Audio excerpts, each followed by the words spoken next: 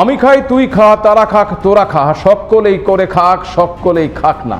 কেউ যদি বেশি খাও খাবার হিসেব নাও, কেননা অনেক লোক ভালো করে খায় না। খাওয়া না খাওয়ার খেলা যদি চলে সারা বেলা, হঠাৎ কি ঘটে যায় কিচ্ছু বলা যায় না।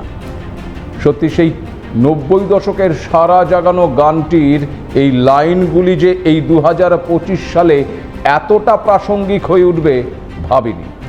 হঠাৎ কি ঘটে যায় কিচ্ছু বলা যায় না। হঠাৎই ঘটে গেল তেমনই একটি ঘটনা, যা ফের একবার ভাবতে বাধ্য করালো আমরা ঠিক কোন দিকে যাচ্ছি। উন্নয়ন প্রকল্প জনমুখী ঠিক কার মুখে তুলে দিচ্ছি? এ বিশ্বে, এ ভারতে এবং এ বাংলায় এখন কি পৃথিবী গদ্যময়? সেই ছবি কি ফুটে উঠল উত্তরবঙ্গের জলপাইগুড়ির মরিচবাড়িতে? কোলের ক্ষুধার্ত সন্তানের মুখে একটু দুধ তুলে দিতে না পারার যন্ত্রণা বুকে পাথর চেপে সন্তানকে ফেলতে গেলেন তিস্তার জলে। উন্নয়নের মহাযজ্ঞের ঢাক বাজানো রাষ্ট্রের মুখে কি কালি লেপে দিলেন একজন মা?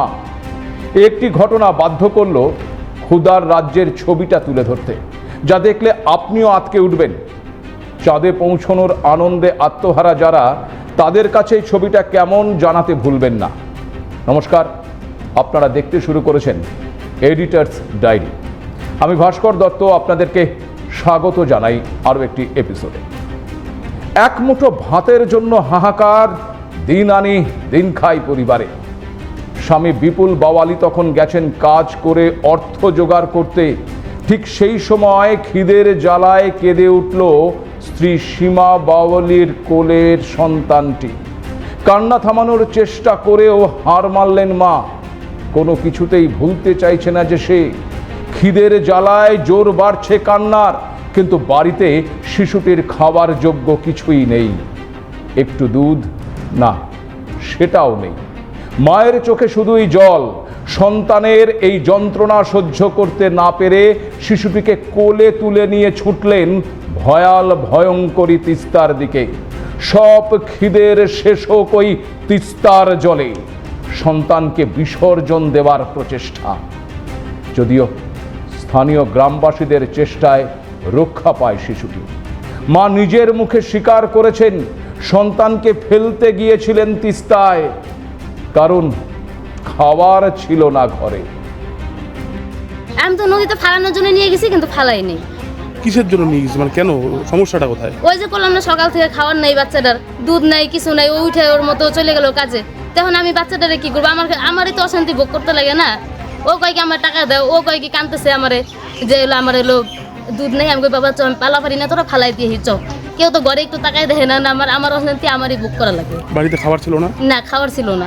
নদীতে বাচ্চা ফেলতে গেছিলো, নদীতে বাচ্চা ফেলিয়ে দিছিল। ওখানকার কিছু পারিবারিক লোক তারা দৌড়ে গিয়ে ধরে তুলছে। কারণ ওদের সংসারের কারণে ওরা তো বলতেছে এখন যে আমার সংসারের অভাব, অভিযোগ, ছেলে মেয়েকে খাওয়াবো কি, ওই জন্য আমি মেরে ফেলতেছি। এটাই কি ডিজিটাল ইন্ডিয়ার ছবি? এটাই কি এগিয়ে বাংলা? 2025 সালে দাঁড়িয়ে আছি আমরা। কান পাতলেই শুনছি বিশ্বের সবচেয়ে দ্রুত বর্ধনশীল অর্থনীতি নাকি আমাদের। চাঁদে অভিযান হচ্ছে, রাম মন্দির থেকে জগন্নাথ মন্দিরের উদ্বোধন হচ্ছে কোটি কোটি টাকার আড়ম্বরে। শিল্পপতিদের সম্পদ বাড়ছে অভাবনীয় হারে, আর উল্টো দিকে যেন প্রদীপের নিচেই অন্ধকার। এক হতভাগী মা তার সন্তানকে নদীর জলে ফেলে দিতে ছুটে যায়, কারণ তার কাছে সন্তানকে বাঁচানোর আর কোনো উপায় নেই। পরিস্থিতি কোন পর্যায়ে গেলে একজন মা তার গর্ভে ধারণ করা সন্তানকে নদীতে বিসর্জনের কথা ভাবতে পারে, তা আঁচ করতে পারছেন? উত্তরবঙ্গের তিস্তা নদীর তীরবর্তী বিস্তীর্ণ এলাকা দীর্ঘদিন ধরেই দারিদ্র পীড়িত। একদিকে চা বাগান শ্রমিকদের শোষণ, অন্যদিকে নদী ভাঙন আর জলবায়ু পরিবর্তনের ধাক্কা। তলিয়ে যায় কৃষি জমি, ঘরবাড়ি, সব কিছু। সরকারি প্রতিশ্রুতি থাকে, প্রকল্প হয়, ছবি তোলা হয়, কিন্তু শেষমেশ সেই মায়ের ঘরে চাল থাকে না, শিশুর জন্য দুধ থাকে না। এই সংখ্যাটা ঠিক কত হতে পারে তার হিসেব কেউ রাখে না।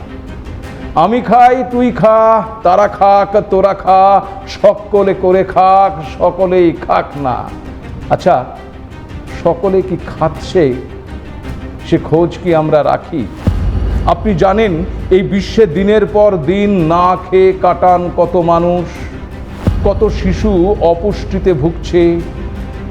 তথ্যটা কিন্তু আঁতকে ওঠার মতো, কিন্তু তা নিয়ে ব্রেকিং নিউজ হয় না, তা নিয়ে সংবাদ মাধ্যমের প্রতিনিধিরা হাত পা ছড়ে না, কারণ এসব নাকি দর্শক খায় না। সত্যি কি তাই?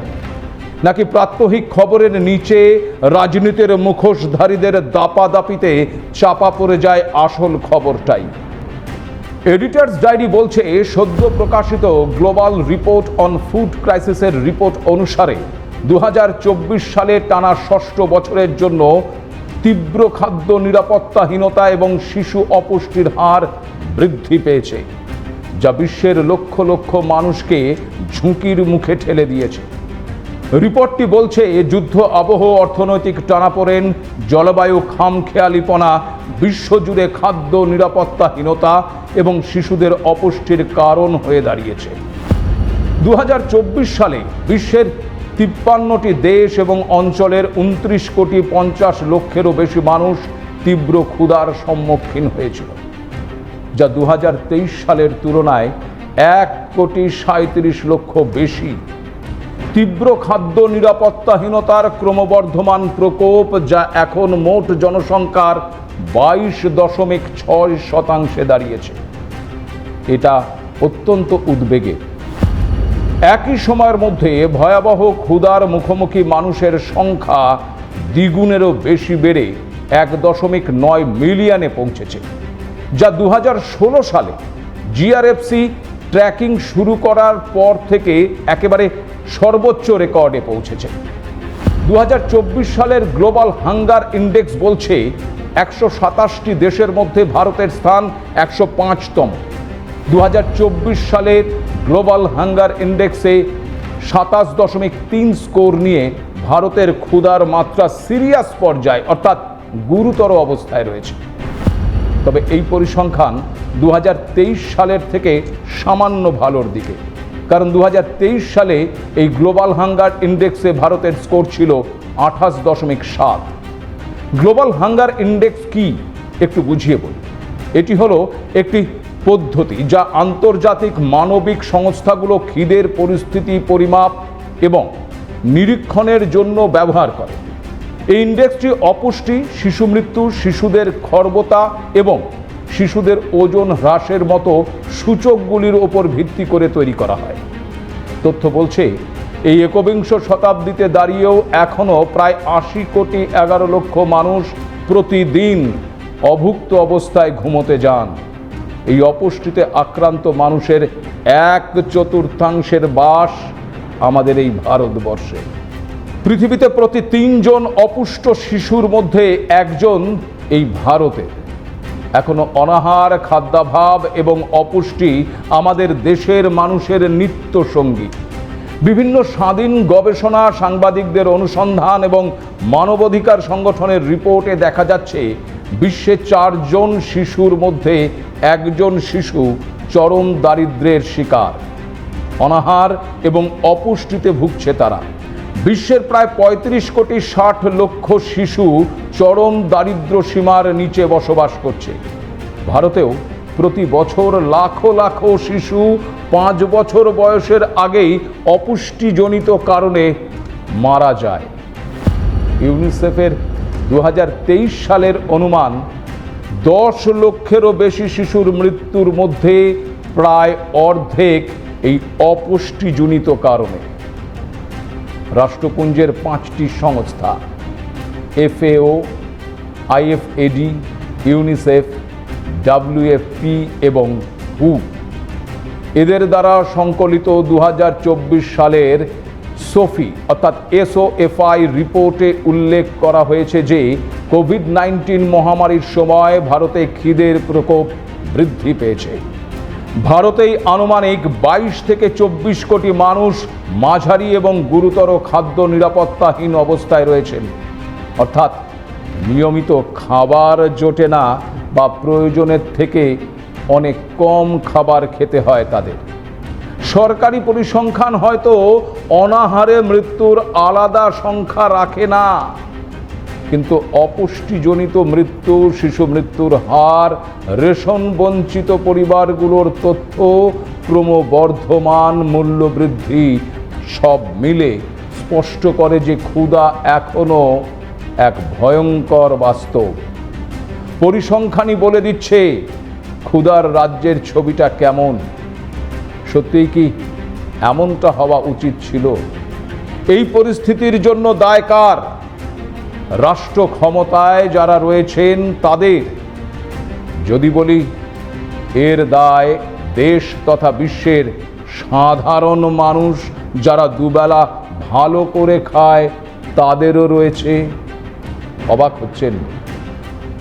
কেউ যদি বেশি খাও, খাবার হিসেব নাও, কেননা অনেক লোক ভালো করে খায় না। বলবো সেই হিসেব। বিশ্বে ক্রমাগত খাবারের চাহিদা বেড়েই চলেছে, আর তার সঙ্গে পাল্লা দিয়ে বাড়ছে খাবার অপচয়ের পরিমাণ। আপনি কি জানেন প্রতি বছর কত খাবার নষ্ট হচ্ছে এই বিশ্বে? রাষ্ট্রসংঘের ফুড অ্যান্ড এগ্রিকালচার অর্গানাইজেশনের হিসেব অনুযায়ী এর পরিমাণ প্রায় 1 লক্ষ কোটি কেজি। সংস্থা অনুযায়ী এই নষ্ট খাবারের পরিমাণ বিশ্বে মোট উৎপাদিত খাদ্যের 1/3, যা দিয়ে প্রতি বছর পেট ভরে খাওয়ানো সম্ভব প্রায় 200 কোটি মানুষকে। ভাবতে পারছেন? রাষ্ট্রসংঘের এই ফুড অ্যান্ড এগ্রিকালচার অর্গানাইজেশনের সমীক্ষা বলছে ভারতেও উৎপাদিত খাদ্যের শতকরা 40% নষ্ট হয়ে যাচ্ছে কোনো না কোনোভাবে। এই অপচয় হয়ে যাওয়া খাদ্যের পরিমাণ প্রায় 6.7 কোটি টন। ভারতে খাদ্য অপচয়ের এক অন্যতম কারণ হয়ে দাঁড়িয়েছে কারণে অকারণে খাবার নষ্ট করা। 2021 সালের ফুড ওয়েস্ট ইন্ডেক্স রিপোর্ট অনুযায়ী 54টি দেশের সমীক্ষা থেকে জানা গেছে বেশিরভাগ খাবার নষ্ট হয় বাড়ি বা রেস্তোরাঁয় রান্না করা খাবার অপচয়ের ফলে। এই সমস্ত রেস্তোরাঁ বা খাবারের দোকান থেকেই 26% খাবার নষ্ট হয়। মুদির দোকানগুলো উৎপাদিত খাদ্য বর্জ্যের পরিমাণ 13%। অর্থাৎ বোঝাই যাচ্ছে ভারতে খাদ্যের অপচয়ের পরিমাণটি দিন দিন আরও ভয়ঙ্কর চেহারা নিচ্ছে। জানলে অবাক হবেন, প্রতি বছর বিশ্বে যত খাবার নষ্ট হয় তা উৎপাদন করতে ব্যবহার হয় 1.4 বিলিয়ন হেক্টর জমি, প্রায় 346 কোটি একর জমি, যা বিশ্বের মোট কৃষি জমির 28%। ইন্টারন্যাশনাল ফান্ড ফর এগ্রিকালচারাল ডেভেলপমেন্টের প্রধানের কথায় সম্পদের অভাব নয়, বরং খাদ্য অপচয়ই সারা বিশ্বের ক্ষুধার এক প্রধান কারণ। এই অবস্থায় খাদ্যের অপচয় মানে কোটি কোটি ক্ষুধার্ত মানুষকে খাবার থেকে বঞ্চিত করা।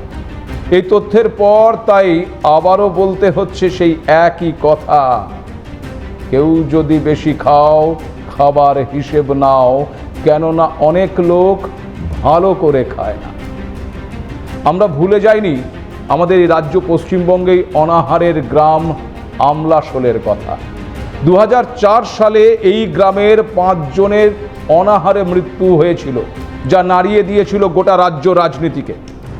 তখনও তৎকালীন বাম সরকার প্রথমে অস্বীকার করেছিল, বলা হয়েছিল দুর্ভিক্ষ নেই, অনাহার নেই। কিন্তু ঘটনাস্থলে গিয়ে সাংবাদিকরা দেখেছিলেন মানুষেরা খিদে মেটাতে লাল পিঁপড়ের ডিম খাচ্ছিল। 2004 সালের সেই ঘটনার পর 21 বছর পেরিয়ে গেছে, কিন্তু মাঠে নামলে দেখা যাচ্ছে আমলাশোল আজও যেন আমলাশোলেই রয়েছে। রেশনের চালে এখন অনাহার অতীত, কিন্তু অভাব কি মিটেছে? মাঠে নামলে দেখা যাচ্ছে সেই একই ছবি।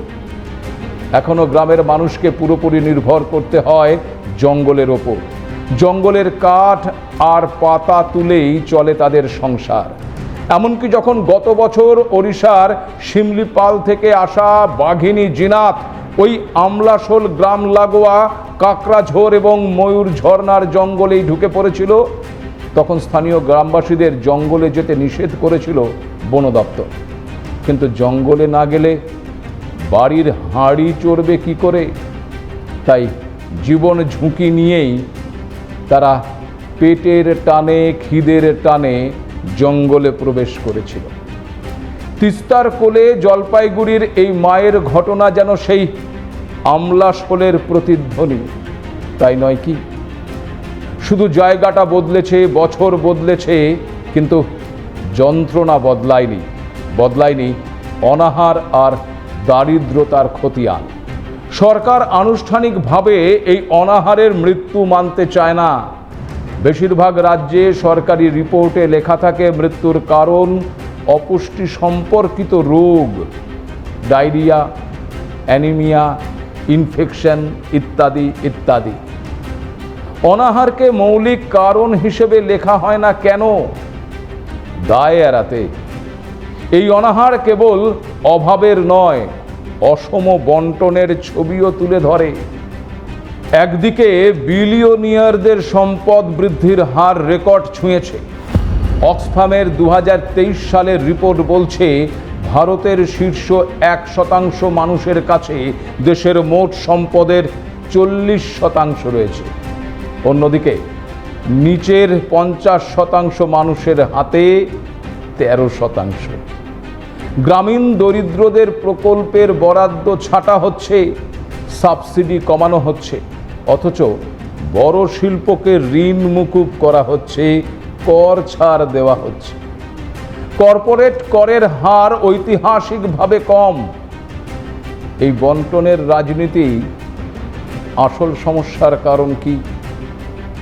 তার মধ্যে সংবাদ মাধ্যমের কর্মী হয়েই একটা খুব তেতো সত্য আপনাদেরকে বলতে বাধ্য হচ্ছে। আজ এই তিস্তার ঘটনা কিছু সংবাদপত্রে হয়তো শিরোনামে বেরোবে, টকশোতে 2-1 মিনিট কথা বলা হবে, তারপর সেই জায়গা নিয়ে নেবে অন্য কোনো খবর।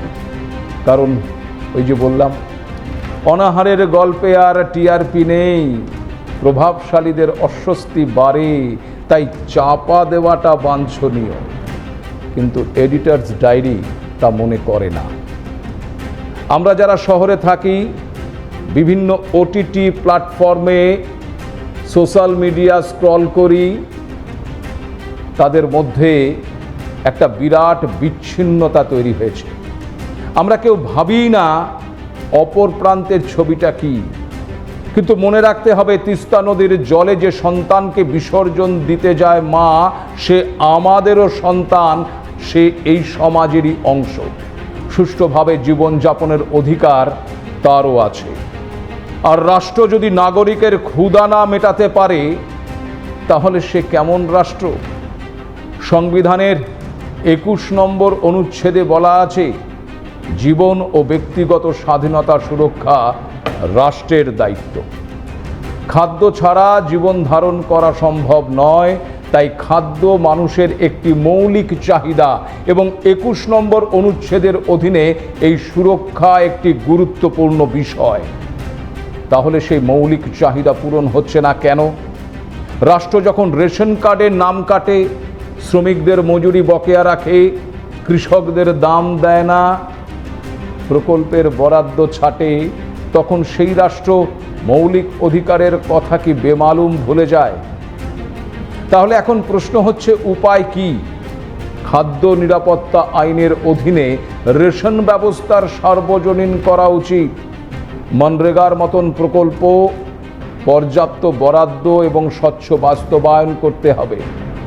তথ্য বলছে, মনরেগা প্রকল্পে এবারের বাজেটে 1 টাকাও বৃদ্ধি হয়নি। গত বাজেটের সংশোধিত বরাদ্দ ছিল 86,000 কোটি টাকা, এবারও সেই একই অঙ্ক রাখা হয়েছে। শিশু পুষ্টি প্রকল্প যেমন আইসিডিএস, মিড ডে মিল আরও শক্তিশালী করতে হবে। বৈষম্য কমাতে ধনীদের ওপর ন্যায্য হারে কর বসাতে হবে এবং সেই কর আদায়ও করতে হবে। দুর্নীতি এবং মধ্যস্থতাকারীকে নির্মূল করে সরাসরি অর্থ বা খাদ্য পৌঁছানো সম্ভব করে তুলতে হবে। আর শেষ কথা হলো, ওই তিস্তা নদীর কোলে এই খবর যেন আমাদের চেতনা ফিরিয়ে আনে, যেন আমলাশোলের ইতিহাস বারবার ফিরে না আসে। উন্নয়নের সংজ্ঞা তখনই সত্যি হয় যখন কারো সন্তানকে খিদেতে কাঁদতে হয় না। রাষ্ট্র তখনই সভ্য হবে যেদিন খিদের জ্বালায় সন্তানের কান্না সহ্য করতে হবে না কোনো মাকে, ভাবতে হবে না সন্তানকে বিসর্জন দেওয়ার ভাবনা। সেদিন ক্ষুধার রাজ্যে পৃথিবী গদ্যময় হয়ে উঠবে না, পূর্ণিমার চাঁদও দেখে ঝলসানো রুটির কথাও মনে পড়বে না। কিন্তু প্রশ্ন, সেদিন আসবে কবে? আজ এ পর্যন্তই। নমস্কার।